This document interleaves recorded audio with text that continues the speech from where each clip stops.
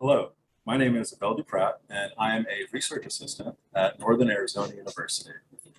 Today, we're going to review the fitting algorithms that are available to use with PyBioNetFit. PyBioNetFit is a software package that supports parameterization of biological models and is being developed at Northern Arizona University in Los Alamos National Laboratory. Documentation about the software is provided below. In our previous video, we went over the parameter and model specifications, as well as simulation actions and general key options available through PyBioNetFit. Now I want to go over another required aspect of utilizing PyBioNetFit, and that is selecting a fitting algorithm. This video will not go into depth regarding the actual algorithms, but more how to utilize them through PyBioNetFit. I will attach some videos below that will go into more information on the algorithms if you're curious about them. All right, so I am going to go under configuration keys. I'm just going to go to required keys to show you that there are a handful of algorithms available to use with PyBioNetFit, and all of these are parallelized versions of the algorithms. And in order to utilize an algorithm, you will have to set the key fit_type and set that key equal to a value. And so each algorithm in this list has a value associated to it on the left. So in the example provided down here, the fit type is set to DE, and DE is associated with differential evolution. And so if you need to use the differential evolution algorithm, this is how you would utilize that fit type.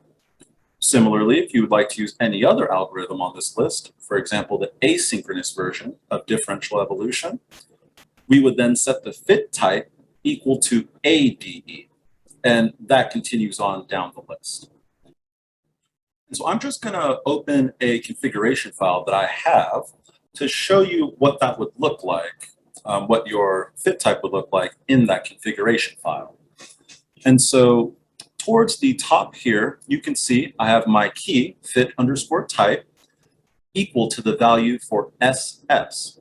And if you remember from the list on the PyBioNetFit documentation page, SS is scatter search. So I'm using the scatter search algorithm for my job here.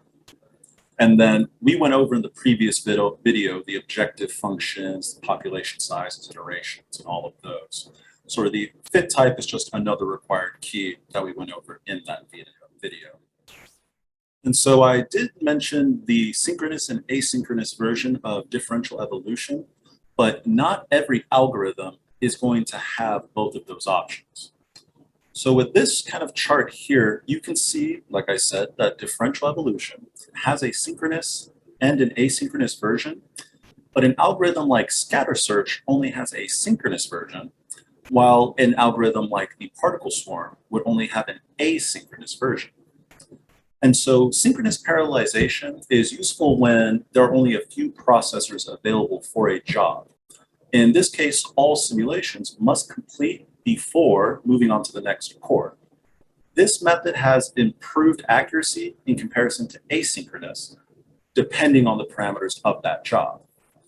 On the other hand, asynchronous parallelization is useful when there are a lot of processors available.